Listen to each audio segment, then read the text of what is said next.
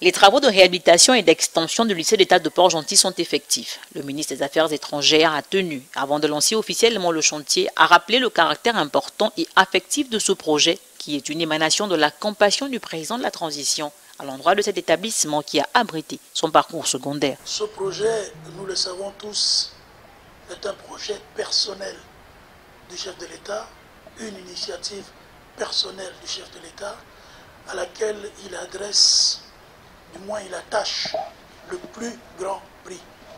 Et il l'a dit lors de son dernier passage ici.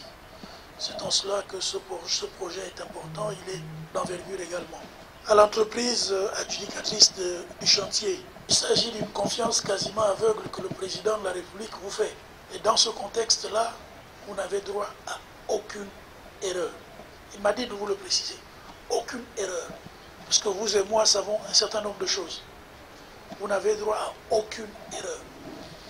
Il a passé sa vie dans cet établissement et il a tenu à rappeler combien il était attaché au succès de votre mission. Pour le corps enseignant, l'administration est surtout le premier responsable du lycée Joseph Amboro Avaro qui caresse depuis toujours le rêve de voir ses apprenants étudier dans des conditions modernes. C'est inédit. Nous nous sentons particulièrement privilégiés de savoir que le lycée Joseph Amboro Avaro bénéficie de ces travaux de grande envergure.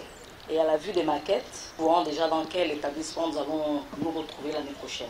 Avec l'extension du lycée Joseph Amboro Avaro, la question du sureffectif dans les salles de classe sera derrière nous. Les travaux réalisés par une PME gabonaise permettront au LJA dans 6 mois d'être doté de 26 nouvelles salles de classe, de 2 laboratoires, d'un nouvel internat construit sur un bâtiment R+1 et d'une extension du réfectoire. Il est également prévu la réhabilitation des salles de classe, des bâtiments administratifs, du laboratoire, des plateaux sportifs et des logements d'astreinte avec la réfection, selon les cas, de la peinture, de l'électricité et de la plomberie.